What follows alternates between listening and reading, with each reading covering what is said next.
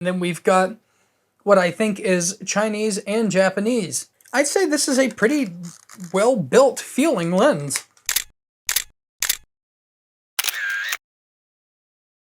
What's up, everybody? I'm Z-Wade, the Z-Wade, and Z-Wade Photo, coming at you from the home office of Z-Wade Photo LLC.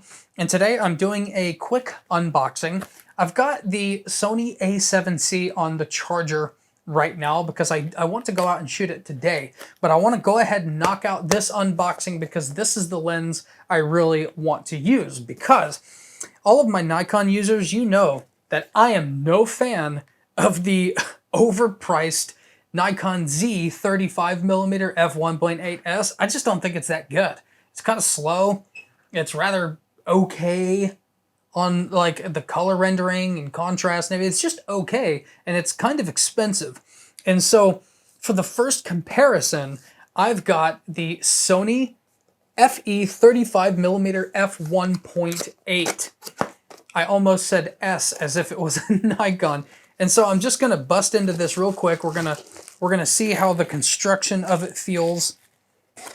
Look at all this. God. Sony knows that they are totally OP at marketing because they've got this in like 70 different languages. Objective, interchangeable lens.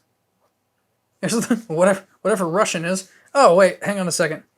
So we've got French and Spanish. We've got several different German and Slavic based languages. We've got Russian here, and then we've got what I think is Chinese and Japanese. That's actually interesting because like with Nikon stuff, it's so like it's separated, right? And so yeah, you're gonna have like a couple languages in the box, but for the most part, like Nikon ships like separate things to the United States as they do, you know, Asia and then Europe, right? And so different people get their stuff first, and this just has like every language that you can think of in there. I find that kind of interesting. So first off, why did I get the 35-1.8? This is not nearly, you know, Sony's best lens from what I can find online.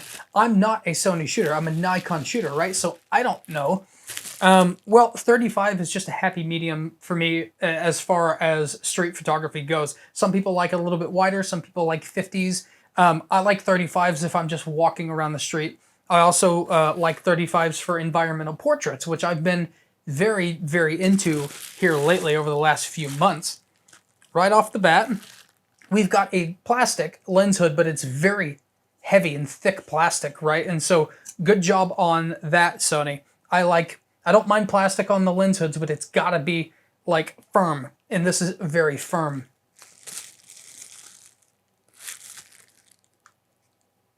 Again, Sony's given us metal on the lenses. The Nikon 35, while pretty much optically perfect, but a rather boring lens that's kind of slow, it's pretty much all plastic, right? This is actually, for its size, it's got some weight to it, which I like. Some people like super lightweight, junky feeling lenses. I don't. I like metal. That's what I always appreciated about the Zeiss lenses and Voigtlander lenses, is there was no compromise on construction material. There's very little compromise on construction material on this. I can't tell whether or not this focus ring is metal or not. I just can't tell. But it feels pretty good. It's brand new. This will probably loosen up over time. I imagine it's probably focused by wire, which I am no fan of. But let's check out the lens cap to see if it's nice and firm. It is nice and firm. Good job, Sony. That will not pop off like on your jeans while your camera is hanging and smacking everything. That's probably not going to pop off. So good job on that. I have to say, this is the second lens that I've looked at from Sony. I really don't like the rear cap idea. It feels like it's eating the plastic. It feels like the metal mount, which I appreciate, is like eating the plastic. And I mean, it's on there like pretty good, but it just feels like weird, right? I don't know why. On the lens here, we've got AF and manual focus. That's good. And we've got some kind of function button, which I appreciate lens function buttons. I don't use them a lot, but for certain types of lenses, I like having them there. I would rather it be there and me not really have a use for it than to like not have one at all. That's nice. I like a lens hood that snaps on. That's got a nice snap to it. I'd say this is a pretty well-built feeling lens, and I can't wait to get out and shoot it. By the way, this lens is made in Vietnam. You can feel however you want about that.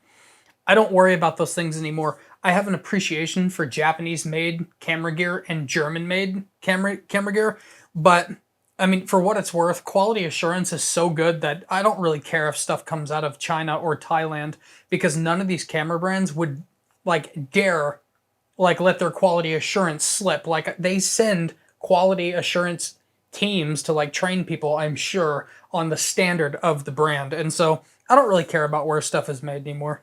This lens currently will set you back like $700 and some odd dollars.